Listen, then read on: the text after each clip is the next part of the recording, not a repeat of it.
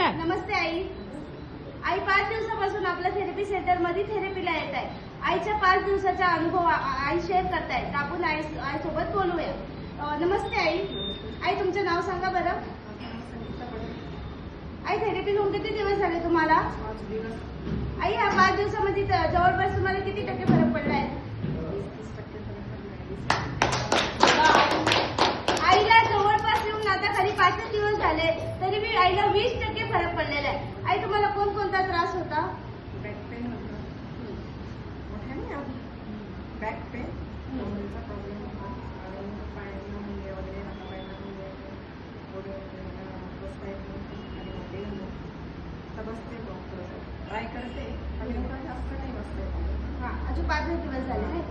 पायांचं पाय प्रचंड पाय आईला- बॅक पेनला बराच फरक पडलेला आहे. आईला आता 5 दिवस झाले तरी आईला बसता येत नव्हतं. आता आई बसण्याची काय करतात? आई तुम्हाला समाधानी आहात तुम्ही? म्हणूनच येते ना मी रोज येते याच्यासाठीच येते. पहिल्या दिवशी जेव्हा डेमो घेतला ना तेव्हाच मला फरक जाणवला. म्हणजे ट्राय करायला काही हरकत नाही. लगेच दुसऱ्या दिवशी मी ॲडमिशन चालू रेग्युलर चालू झाली. 5 दिवस कंटिन्यू झालेले आहेत. याच्याही पुढे मी ट्राय म्हणजे पूर्ण करणार असेल कारण आपल्याला ज्या गोष्टी फरक जाणवतो ती पूर्ण करायलाच पाहिजे. थेरपी खूपच छान आहे. सगळ्यांनीच घ्यायला पाहिजे. आम्ही पण आमच्या मित्रपरिवाराला सांगतोय, मैत्रिणींना सांगतोय, रिलेटिव्हला सांगतोय. कारण माझ्या मम्माला पण आणलं. मम्माला इतकी भीती तिला आहे मला डॉक्टरच्या नावाने. तिला वाटतं हे डॉक्टर बघा आईला इतकं छान असा अनुभव आलेला आहे 5 दिवसामध्ये. म्हणून आई सर्व आईबाबांना सांगताय तुम्ही थेरपीला या, थेरपी करा. आई बसलेल्या आईबाबाला काय सांगणार तुम्ही? नाही ही ट्रीटमेंट खरंच खूपच छान आहे. पण आम्हाला थोडंसं लेट समजलं. पण ज्यांना जे पण येत आहे त्यांनी माझं एकच म्हणणं आहे की त्यांनी कंटिन्यू करा.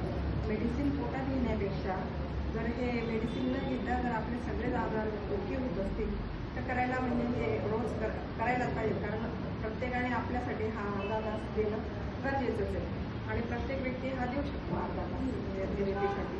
आणि थेरपी खरंच खूप छान आहे. मला तर पहिल्याच दिवशी म्हणजे खूप एकदम रिलॅक्स झालेली होती मी पहिल्या दिवशी आणि झोप पण आता छान यायला लागली.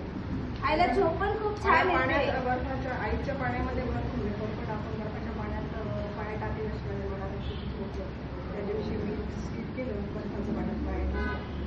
त्या दिवशी 2-3 वाजेपर्यंत जागी खायची पण आता मी 3 दिवसापासून बर्फाच्या पाण्यात काही पाय टाकत नाही. झोपते. Thank you so much I. असंच आईसारखं तुम्ही बी कंटिन्यू थेरपी करा. तुम्हाला पण असं छान खूप रिझल्ट येईल. Thank you so much.